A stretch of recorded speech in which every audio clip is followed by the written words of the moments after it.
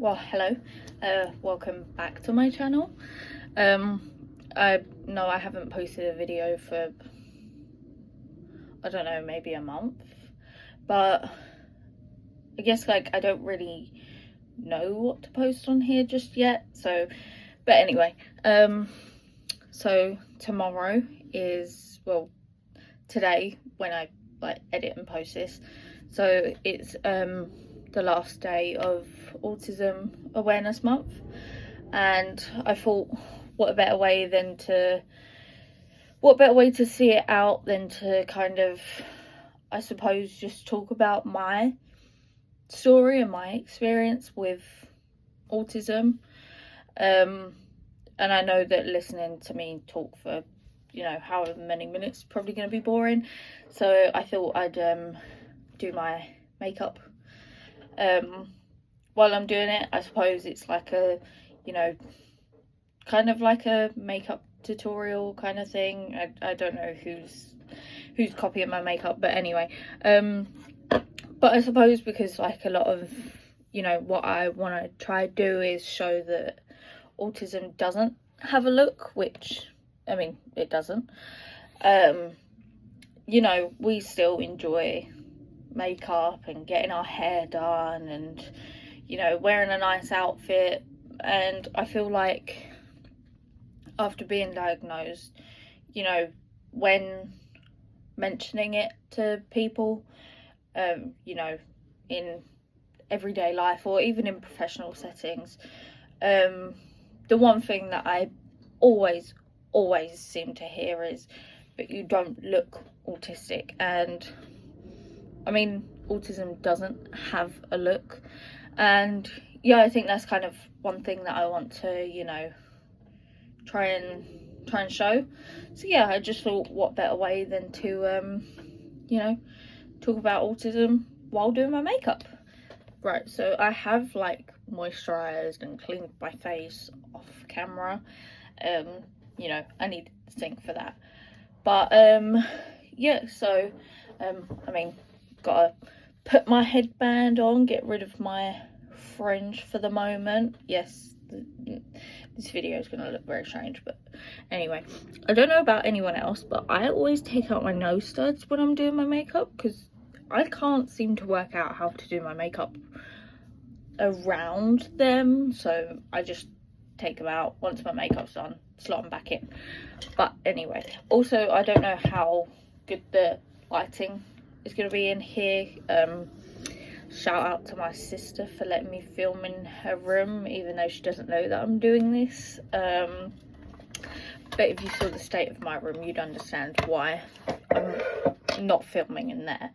But anyway, just gonna empty my makeup bag for the moment because everything's kind of everywhere.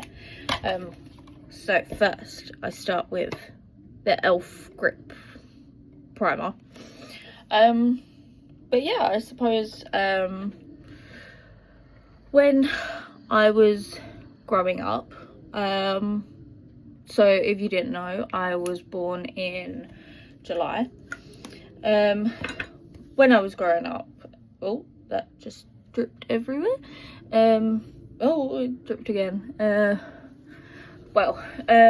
Yeah, when I was growing up, I don't want to say you could tell that there was something wrong with me, because that's, yeah, but there was definitely something there. You know, even way back in primary school, in preschool, yeah, I was very behind on like my sight words. When I was in junior school, I was still going over to the infants for like reading books and stuff. And my mum did actually mention to my school a couple times, like, you know, could I have dyslexia or something like that, because she has dyslexia as well, and obviously, you know, it is it hereditary?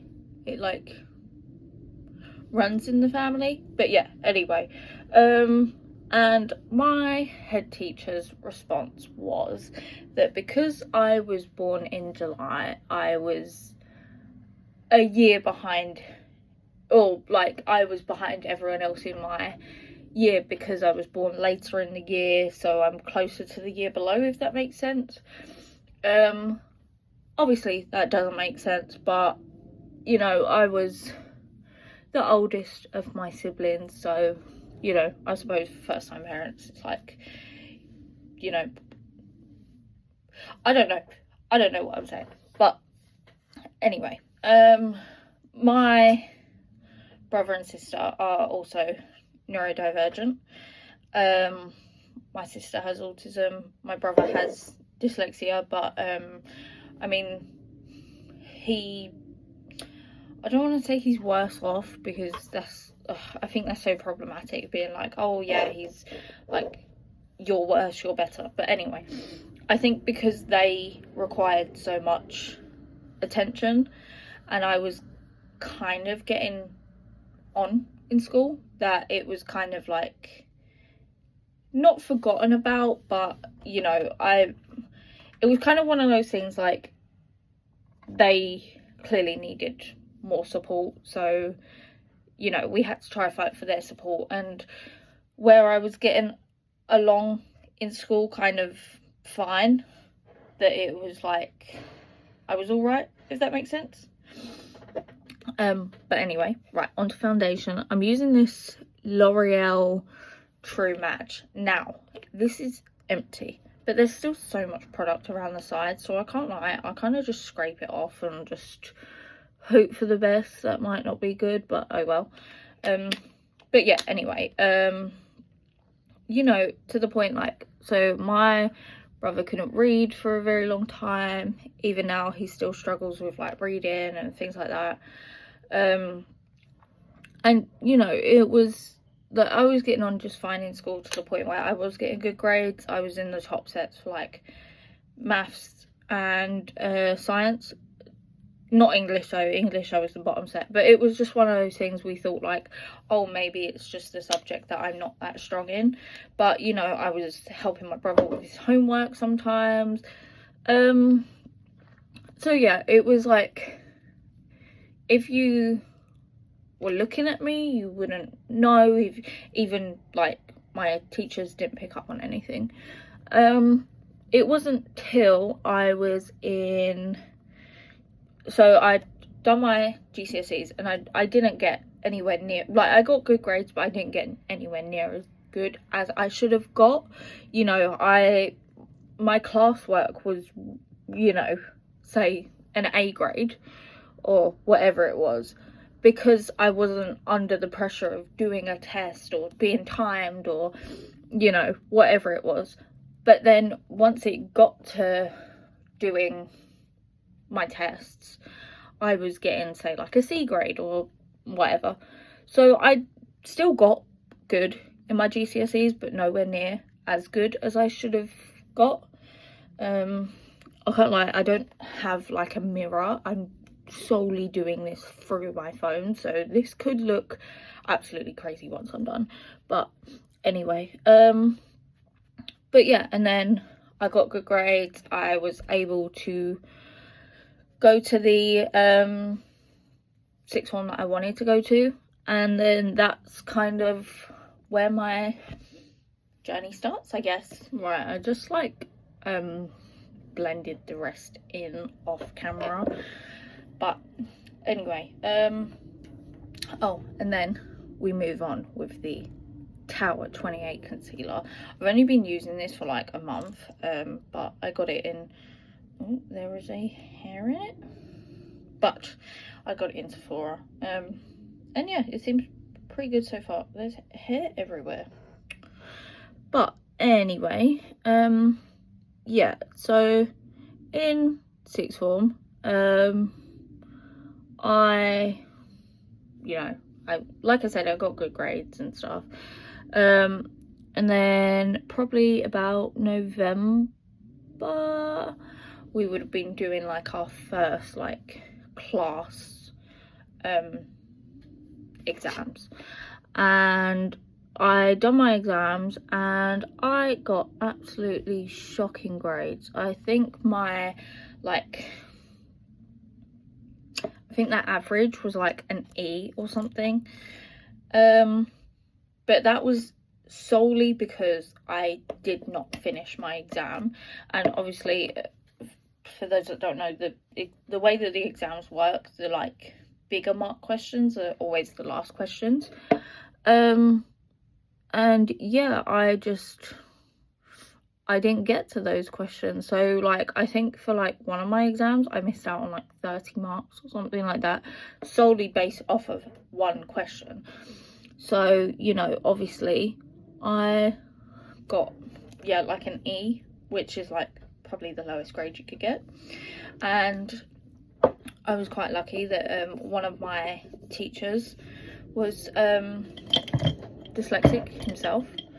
And he said to me, you know, he kind of like questioned like, why didn't I do the last question? But obviously I told him I physically did not have enough time to do that question. And then that was when he said,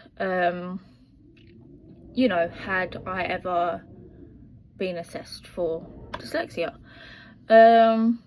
Obviously I told him no and that, but then when it got to my, when was it?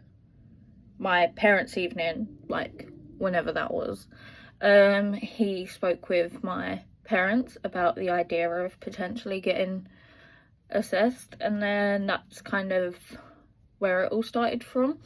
I did do like an assessment in school, but I went to an all-boys school. The sixth form obviously mixed, but I went to an all-boys school, and the assessment that the Senko done was for 13 to 15-year-old boys, and I was a 16-year-old girl. So, you know, of course it came back that, yeah, I wasn't dyslexic because I wasn't doing an assessment for me. But anyway, we decided that we would go private. So we went private, and by the December,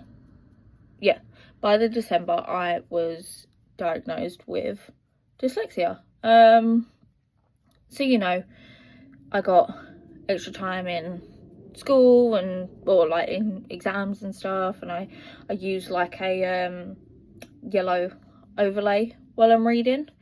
But even, you know, when we were going through the whole assessment for dyslexia, I had even, you know, school teachers telling me, oh, well, you can't be dyslexic because you can read, which I don't know about you, but that's pretty, you know, problematic. They clearly have no understanding of what dyslexia is, because to me it wasn't, well, you know, to me it's not that I can't read, I can, but, you know, I am a lot slower than other people. You know, if someone was reading a, you know, a page of a book, they'll be done by the time I've even got like a quarter of the way through. So yeah, I got extra time in exams and everything, and then COVID happened, so I didn't do any of my exams or anything. I got grades that I was happy with. Would I have probably got higher had I have known sooner? Yeah, probably, but even so, yeah, I got good grades. But yeah, and then, yeah, COVID happened. We all kind of went into a lockdown, so that was kind of like put on pause for a minute. Right, so after lockdown, I opted to go to university. That's what I mean, like, I feel like looking at like the things that I had done, you wouldn't have thought like, oh, you know, I have dyslexia or autism or whatever. You know, I did go to uni, I got good grades, like, but yeah, so I went to uni, and it kind of just went all downhill from there. I absolutely hated uni. I could not make friends. I would not do my work, not because I didn't understand it, it's just because I didn't want to do it. I would put it off and put it off and put it off, and it got to the point where like I would constantly have to ask for extra time, like extensions for my assignments and stuff, and yeah, it was just not going good. Real quick, I'm just trying to think of like what my next step is. I feel like multitasking is hard. I don't know why I've opted to do this, but whatever, we're gonna carry on. But I think it should be my blush, whatever that is.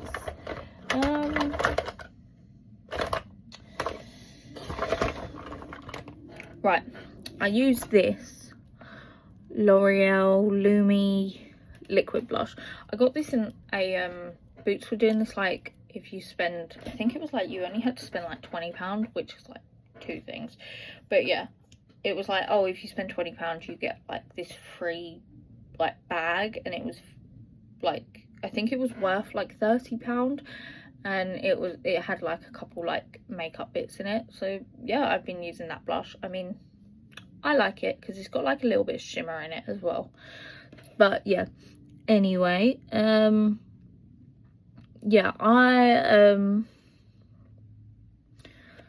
yeah, it kind of just went downhill from there. I didn't want to do my work or anything, and I realized that I absolutely hated uni, and it got to the point where like I don't want to sound like morbid, but I don't think I would have still been here if I had continued with uni, just because, like I said, absolutely hated it. But yeah, so I made the decision that I would defer my second year and then go back after a year's break, and then that year's break turned into 2 years break, and so on. So yeah, I just decided that in the end I was just going to drop out of that uni, because I knew that going back it would be the same thing over and over and over again. Like I didn't enjoy it at all. But yeah, and then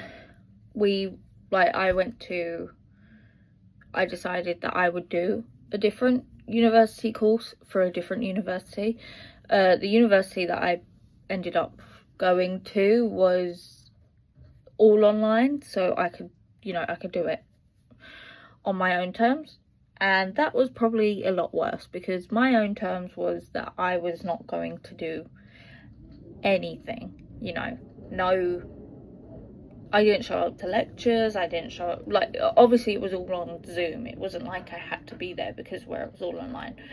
Didn't show up to lectures, didn't show up to seminars, didn't do my work, like, to the point where, like, again, I was having to ask for extensions and things like that, and yeah, that was probably a lot worse. Right, I don't know if you guys can see, but my sister's got like a full body like length mirror here, so I keep going off camera to like, it feels like there's like a hair, oh well, so I keep going off camera to like finish blending my product, so if this is all like choppy, and yeah, you know why. But anyway, yeah, so that was a lot worse. There was no way that I was going to be able to do work on my own terms. So then, yeah, it got to the point where I was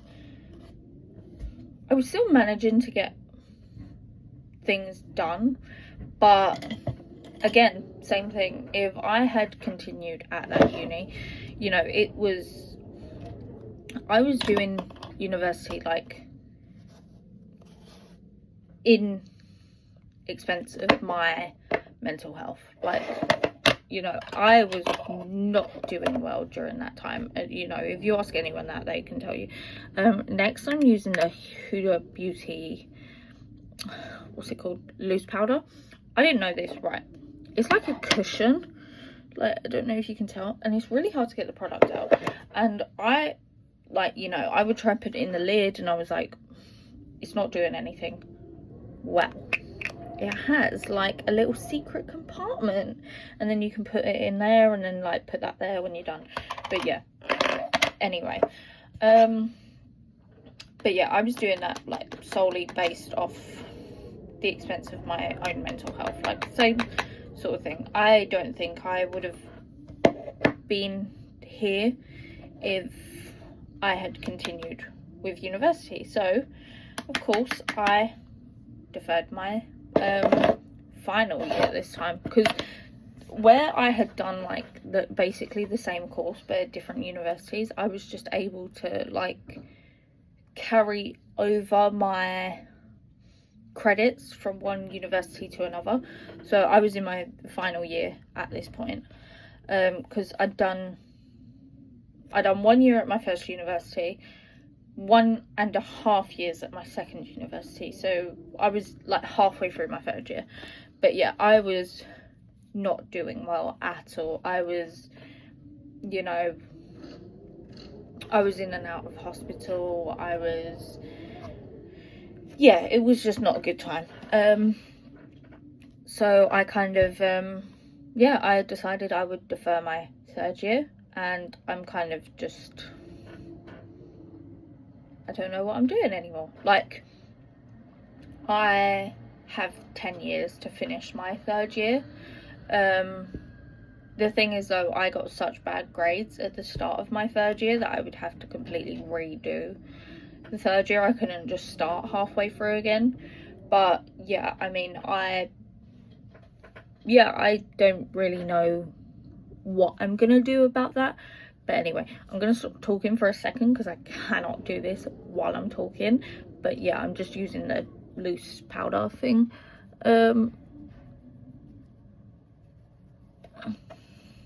But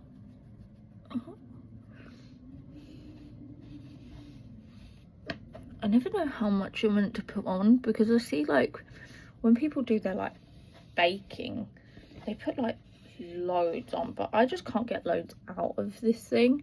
But yeah, that seems good to me. But anyway, no. See, I'm trying not to like get it everywhere. It gets everywhere. It's gonna be messy, but oh well. But yeah, so I have 10 years to finish my third year, but I can't lie, I don't think I want to go back to university. I'm kind of stuck in a loop of, I don't know what I want to do, but like, I'm one of those people, if you ask me what my dream job is no job. I don't want to work, which is, you know, it's bad. I know that everyone has to work, but yeah, I would much rather just lay in bed every single day, money fall from the sky, and then I can just spend it on whatever I want.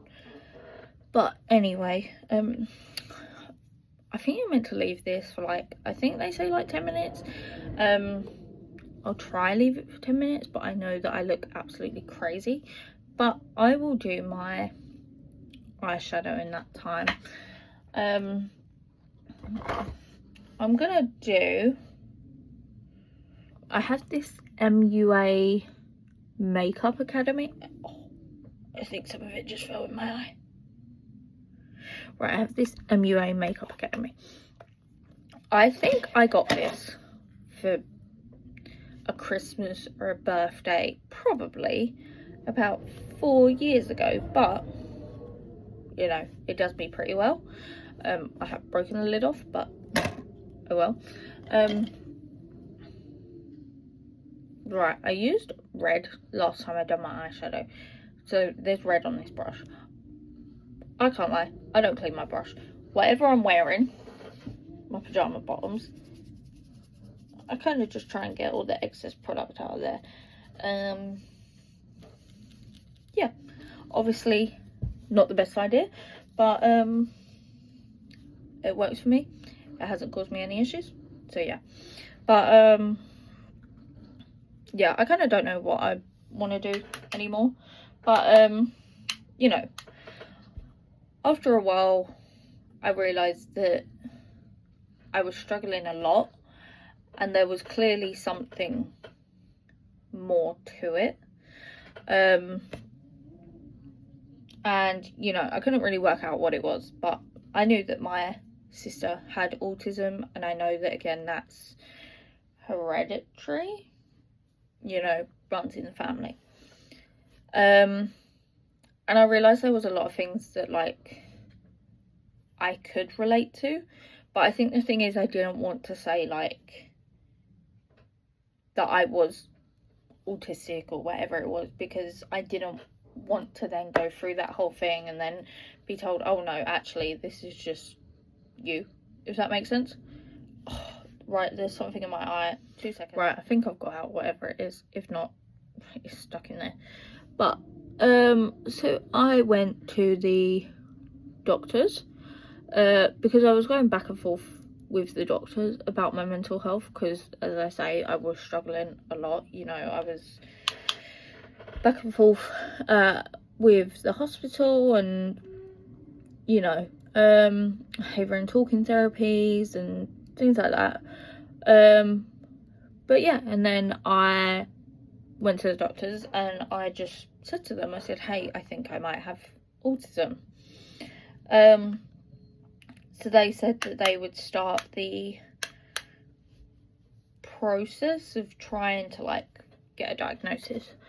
I knew that that would take some time. I think I went to the doctors probably in, like, June or something. No.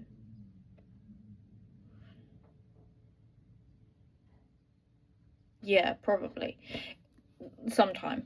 And then a couple months later, I got a letter through the door to say that I was going to have an appointment with the mental health team for an ADOS assessment. For those that don't know, the ADOS assessment is basically the beginning of, like, being assessed. They will basically ask you questions. They'll ask, like, a parent questions, or, like, you know, someone that's known you for, like, throughout your childhood. And they will basically assess whether they think it's worth seeking an autism diagnosis, or whether there could be other underlying issues or whatever it was. So I went for my ADOS assessment, and, you know, immediately, like, after it, he said that there was definitely signs of autism and that I would be put on the waiting list for an assessment. I'm saying assessment a lot. Right. Side note, I don't know if anyone else gets this. Every time I do my makeup, my eyes get so watery. I have a little cotton bud, and I literally have to collect all the moisture, because by the end of the night, or day or night, wherever it is, all of this in this area will be gone. But yeah, anyway, so I had the ADOS. He said, right, we're going to put you on the waiting list. I knew, again, it was probably going to be a bit of a wait. I didn't realise how long. So he said, you know, I would get a letter in time, blah, blah. It had been probably 6 months at this point, and I hadn't heard anything. Like I said, I knew that it was going to take some time. And then I got a letter come through, and I thought, oh, maybe this is them offering me, you know, an appointment or whatever it was. No, it was them basically saying, like, hey, how are you? Just to let you know, you're still on the waiting list. The 4-year waiting list. You know, I was trying to do the whole university thing still, and so I could not wait 4 years to find out whether I had autism or not, because we also wanted to go through like the DSA and that to see if they could offer some support for university. But anyway, so we could not wait 4 years, but you know, the way that it was looking, we were gonna have to wait 4 years, because a lot of people, well, a lot of women tend to get diagnosed later in life, so the adult waiting list is huge now. I think it has literally got to the point where they're not taking any more referrals because the waiting list is so long. So we decided that we would go private. To go private, the assessment was £1,600. So I took a loan out from the bank. I was lucky enough to be able to do that and to be able to, you know, get a private assessment, because I opted for a private assessment, and you know, I paid for it, I'd done all of that, and I think I got an appointment within like a month or something, which is a lot better than 4 years. We did take some time. We made sure that we properly researched like everywhere we could get it done, you know, the difference between a private diagnosis and an NHS diagnosis, and we did end up going with someone that had worked with the NHS, so the way that they structured the assessment was the exact same as under the NHS. But yeah, so then I had done that assessment. So the way that the assessment works is you have to do one on your own, and then you have to do one with someone that knew you like from childhood, because they want to see if you had traits throughout childhood as well. But yeah, and then I think I waited 2 weeks, and then we had the call to say that you know, to go through the results of the assessment, and yeah, that was when I found out that I was autistic. But that was about 3 weeks after my 21st birthday, and I am 23 now, so I've only known that I've had autism for 2 years, and you know, it's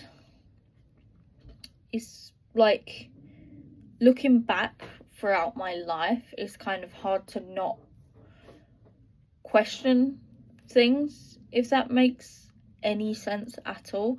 I'm just going to quickly like blend in this powder because I can't move on until it's off my face, and then I'll be back. Right, now that that's done, we can continue. Right, I usually, after I've like done my powder, right, I don't care what people say. I don't know if you guys can hear that wind, but that's like kind of scary. But yeah, anyway, yeah, I don't care what people say about the whole blush blindness, whatever it is. I have blush blindness, and you know what, I'm proud of it. I love having a bright pink face. So yeah, after I do my powder, you know, the blush is kind of like, you can see it's still there, but it's kind of muted. So then I go in with another blush. I'm using the Studio London. I think it's like a cream. Yeah, it's like it's not like liquid. Yeah, it's a cream blush. But then yeah, I'll just go back in with that. But anyway, yeah, so I kind of look back and kind of question things, if that makes sense. I think for a long time I kind of had a lot of I don't know how to put it, like resent, I guess, for the adults in my life, the, you know, the teachers, the support staff, all of that. I think, you know, there was a lot of things that say, like, my sister might have done that was excused because she was autistic, whereas if I'd done it, it was like, you know, oh, you can't do that. But, you know, there was no way of knowing, especially when we'd been told by teachers and support staff and all of that for so long, that there definitely wasn't anything there. But yeah, I think receiving my diagnosis was probably the best thing that could have ever happened to me, though. I think I would never change it. And not that it's like an excuse, but I'm glad that I have that sort of, I have that like explanation now, if that makes sense. You know, for a while I just thought like, oh, maybe, I don't know, I'm like weird, I didn't like, you know, I'm a really picky eater.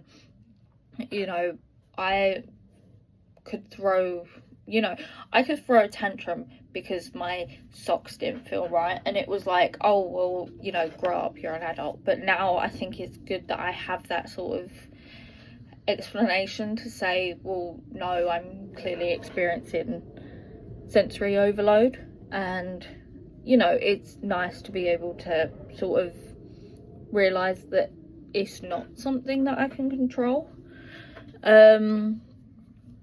But yeah, I think, as I say, it was probably the best thing that could have ever happened to me. I would never change the fact that I'm autistic. You know, it makes me who I am. You know, I am very proud of it. I never hide that I have autism. But yeah, I think finding out that I was autistic, you know, at obviously a lot, you know, an old age to find out that you have autism. You know, it definitely did cause some issues, and again, even that, I would never hide that. You know, I did go through, you know, hospital appointment, or like, you know, I was in and out of A&E for a very long time. And I think it was just because I wasn't getting the support, and I knew that I know that the world isn't made to fit around me. You know, when people are like, oh, everyone's a little bit autistic, then, you know, the world would be very different if everyone was a bit autistic. You know, I know that the world isn't made for me. It's not made, you know, it's not made for me to succeed, if that makes sense. And I think that was something that I really had to come to terms with. I think for me, what I struggle with the most is knowing that, I think because I don't look, you know, disabled or whatever it is, that I will always face barriers in life. You know, even before, like, I went to the British Museum with my boyfriend, and when we went to the access queue, the security guard there was like, oh, this is for disabled people, you know, you have to go to the proper queue. And then, you know, obviously when I showed him my access card that I have, it was like, oh well, you know, and it's things like that. You know, people are very quick to judge. But yeah, as I say, I would never change the fact that I have autism. I am very vocal about it. You know, because it is me.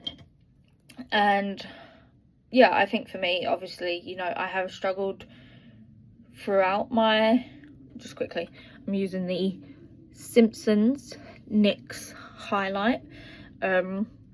Every Sunday, a new Simpsons episode would come out, and every Sunday, me and my siblings, if we were good, even if we weren't good, we still found a way, we were allowed to stay up an extra half an hour just to watch the new Simpsons episode, and it was only on a Sunday, because obviously, like, where it was like a school night, because we'd have school on Monday, we had like our bedtime, but yeah, on a Sunday we were allowed to stay up half an hour late. And yeah, that it is so random, but I always remember that. But anyway, but yeah, I think because I've struggled so long throughout my life, but especially in my adult life, I would never shy away from the fact that yes, I have, you know, I do have autism. I have had, you know, these struggles. But yeah, I mean, as I say, it's, you know, it's part of who I am. I kind of put a little bit of highlight here. I don't know why, because you'll see in a second, but my eyebrows are going to cover that. But anyway, I think I just like sparkles. But yeah, I think one thing that I really did have to work around is, you know, kind of not comparing myself to others. Like, I know some of my friends are at completely different stages of their life. You know, they've graduated uni, they're doing, you know, this, they're going, you know, they have their own place, they're, you know, getting married or whatever it is. And I know that that isn't gonna be me for a very long time. You know, I still heavily rely on my parents, and I know that I am probably gonna live with my parents forever.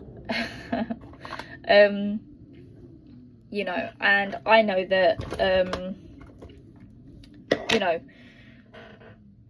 the whole like having my own place, yeah, getting married, having kids, you know, graduating uni, that is, you know, that isn't going to be me for a very long time. It might not ever be me, but I have to realize that I have gone through, you know, things in life that the majority of people wouldn't have gone through. You know, I kind of have to come to terms with the fact that for me, you know, even just surviving the day is an achievement to me. You know, for a lot of people, you know, they go based on things that they've done with their life. I think to me it is, you know, my biggest achievement is that I've survived to see another day, and that, you know, I can work, even though, you know, I do have those barriers, you know, up, kind of, I guess you could say, like, working against me. I don't know how to put it, but, you know, I do go to work. You know, I do the things I enjoy, you know. Someone's angry. But, you know, I'll go to concerts, I'll go to festivals, I'll go out at the weekend, you know. I love going for a cheeky drink down at the club. In the club, we all fan. No. And yeah, I am able to get in front of a camera and, you know, film myself, if that makes sense. And I know that a lot of people might not be able to do that. So, you know, I guess, yeah, like, I really don't know what I'm trying to say. I'm trying to multitask and it's really difficult. But yeah, as I was saying, I can do hard things, you know. Yeah, okay, people I know might be, you know, getting married and moving into their own place, but I'm filming a YouTube video.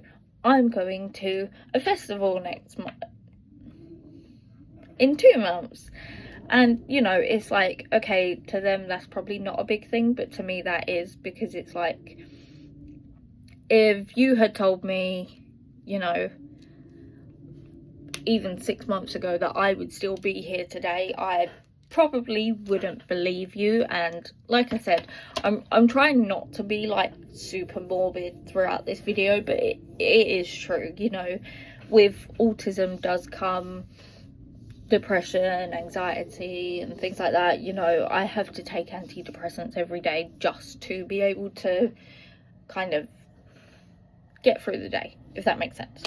But yeah, I guess to me, like, a big part was trying not to compare myself and trying not to compare my journey, if that makes sense.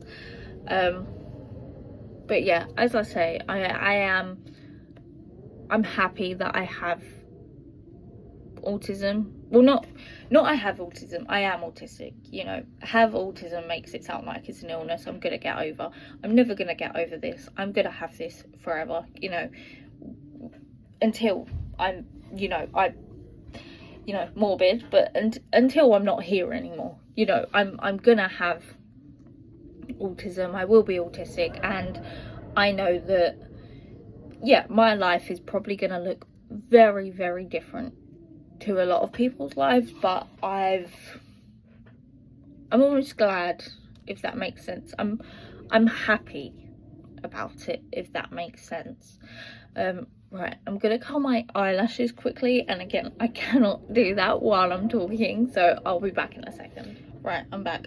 But yeah, I think what's helped me is I do have probably one of the strongest support systems that I could have. You know, as I say, my whole family is neurodiverse, and although that does cause some clashes, it does help, you know. I think for a lot of people, you know, say if I'm having like an autistic meltdown, you know, say if that, like, my family was all neurotypical, they might be a bit like, hang on a second, and freak out. Whereas because my family are all neurodiverse, although I didn't know how to deal with that for a long time, because like I said, I've only known that I'm autistic for 2 years. I didn't know, you know, what I was thinking, what I was feeling. I think having family that is neurodiverse, you know, my sister's able to say, like, look, you're experiencing sensory overload, sit down, do this, do that, and, you know, it has been really helpful. I think, you know, it's like what my mum and dad said the other day. They are glad that they have, you know, neurodiverse children, because they get to experience our childhood for a lot longer, you know. Yes, okay, we might not be, well, I mean, my sister's graduating this year, you know, but, you know, yeah, we might not graduate uni, and we might not, you know, have our own house, and we might not be engaged and having children, but, you know, we've got to look at the other plus side. We are still enjoying, you know, childhood, so they get to experience that for longer. You know, this Christmas I pretty much got all toys, and I love it. You know, I got my Polly Pockets and my Lego and, you know, Tamagotchi, and I wouldn't change any of that. Right, I'm gonna do my eyebrows off camera. I'll be back. Right, I am back from doing my eyebrows. They look crazy, but it does fit with the rest of my makeup when, like, you know, the fringe is down, and yeah.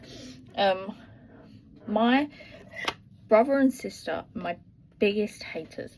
Every time I do my eyebrows, they're like, oh, you look angry, but whatever. But yeah, like my mum and dad said, they get to experience our childhood for longer. You know, yeah, there are a lot of positives, but yeah, I think the best thing for me was I have one of the best support systems, and even with my, you know, my boyfriend, it definitely took him some time, but you know, he's been great with it. He knows, you know, if I get overwhelmed easy, you know, I do get overwhelmed easy. He knows that, you know, our day-to-day is not going to look like most people's day-to-day. You know, a couple times we've cancelled, say, plans or whatever, because I just didn't fancy doing it.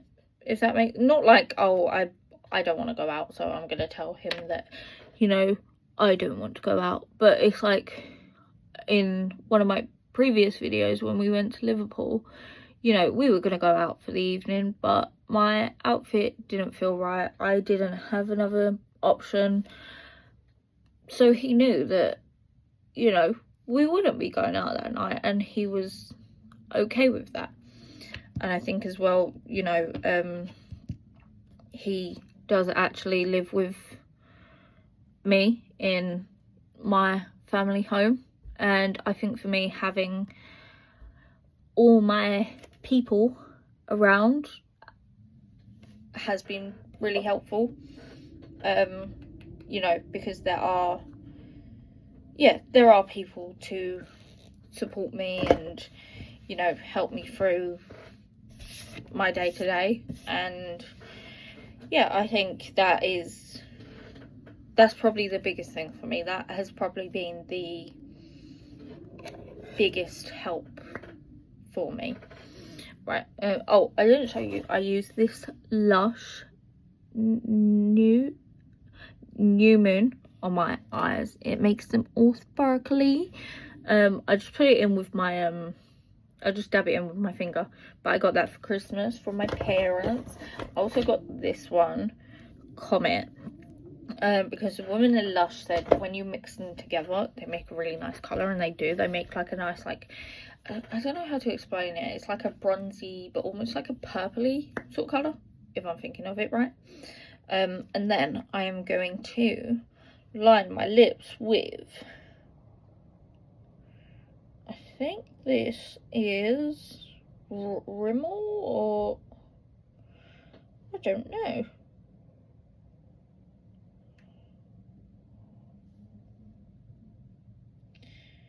Yeah, I think it's Rimmel.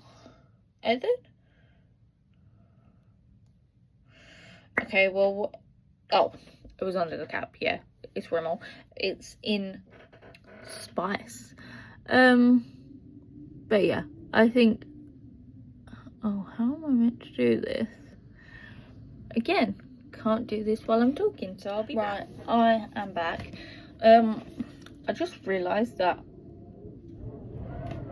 basically when I go out, I always obviously take like my lip products with me. So all of my lip products are in random bags, so I don't know what lip stuff I have in here. I have my lip liner. I think I have like 2 options. So we're gonna go for the NYX Fat Oil. This is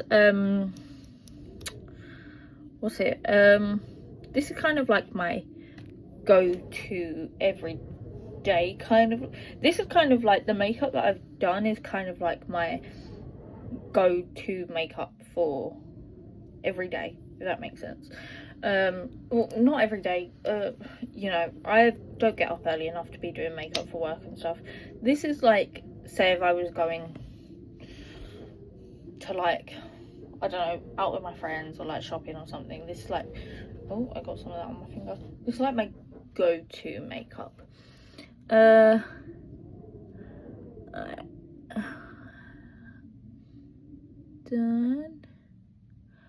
I can't lie, I didn't think I was gonna get my makeup done in this video. Now, I think I've done a very good job. You know, I didn't realise like how quick makeup is. every time I like want to do makeup for the day, I'm always like, right, I've got to give myself an hour for makeup. And I know that it doesn't take an hour, but I think I just like to have that like bit of extra time. But yeah, and then I just set that all off with the L'Oreal Paris. This feels like hairspray, and every time I do my, like, obviously I put my bangs back here, it all feels crusty, and then I have to like fix it after. So hopefully that doesn't happen. We'll just try and avoid like this bit of my head.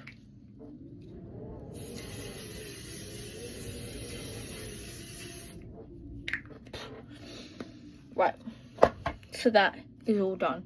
Now for the reveal. Yeah, exactly. And that's not gonna stay down. Yeah, no, that's not gonna stay down. So we're putting the hairband back in. But yeah, yeah, I feel like this video has kind of been all over the place, but as I say, multitasking is very hard. But yeah, I think, as I've been saying, you know, I will never change, you know, I will never want to change the fact that I have autism. I'm happy I have autism, you know, it is part of me. But yeah, I'm happy that I have my diagnosis, because it has given me, I guess you could say, a sense of self again. You know, for a very long time I was kind of like, I kind of don't know who I am, if that makes sense. Like, I kind of felt like an imposter almost. Right, I'm gonna try to put my nose stud back in. But yeah, I kind of felt like I didn't know who, right, that's not going in, we're gonna do that later. But yeah, I kind of didn't know who I was, what I wanted to do, like none of that stuff. And I think, yeah, it's, you know, having my diagnosis has really helped with that. And yeah, I don't think I would change anything about my journey, if that makes sense. It's all led me to where I am now. And, you know, although I'm not, you know, I'm not 100%, I'm not fixed, if that makes sense. I mean, yeah, I never will be, but I would definitely say that I am probably in the best place I have been for a very long time. You know, I am back to doing the things that I enjoy. I'm back to doing the stuff that I love.